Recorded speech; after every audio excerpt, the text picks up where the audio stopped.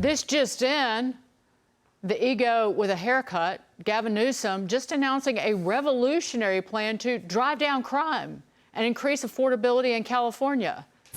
Just joking. He started a podcast. We need to change the conversation. And that's why I'm launching a new podcast. And this is going to be anything but the ordinary politician podcast. I'm going to be talking to people directly that I disagree with, as well as people I look up to. In the first few weeks, we're going to be sitting down with some of the biggest leaders and architects in the MAGA movement. This is Gavin Newsom. Don't you have a job to do? Instead of sitting, you should be getting off your can and working.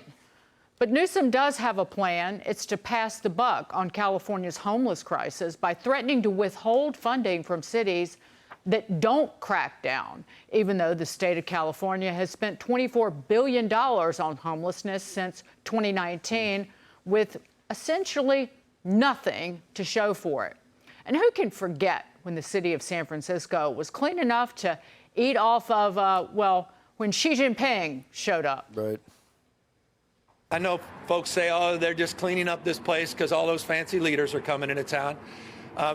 That's true, because it's true. Coming up next on the episode of Gavin Newsom pandering. He's clearly setting himself up to run for the Democrat nomination. Is what's going on, right? Yeah, of course he is. We know that. But the thing is, everyone's actually kind of wringing their hands about this, saying, oh, my God, I can't believe he has a podcast. He should be helping the state. I love this. Spend as much time as you want on this podcast, because the more time you're in the recording studio looking at pictures of yourself, the less time you're ruining the state of California.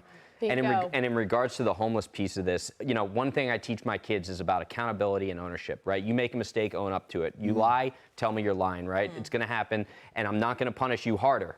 You know, so one tenet of leadership is ownership and accountability, and he has completely run away from that because he blames everything on everyone else but himself. I just wonder who he thinks he's fooling, because we've all seen him in action. We've all seen the results in California, and people look at that and then say, now you want to sit down and talk to MAGA people and have some sort of a dialogue that you never wanted to have before. I mean, he is smart in that regard. That's his way of kind of capitalizing on the 75 million people who did vote for Donald Trump. But I just look at what he's done with his state, with the budget, with homelessness, with the hypocrisy, and say to myself, is anybody going to buy this? I'm not buying it. I know, but the hair is so good that some people hair. fall for it. Andrew, I want to put you on the spot a little bit. I know that you're south, more in LA, but my hometown and the place where I got engaged and married and fell in love is San Francisco, a little bit north.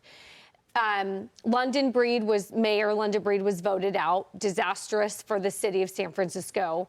They got Daniel Lurie in, I think an heir to the Levi family, so business acumen, but still left because it is San Francisco. Is there hope for maybe LA, maybe San Francisco, that they have right-sized? The mayor of San Francisco, who I mentioned, thinking about doing his own sort of Doge, rethinking wants people to come back to work.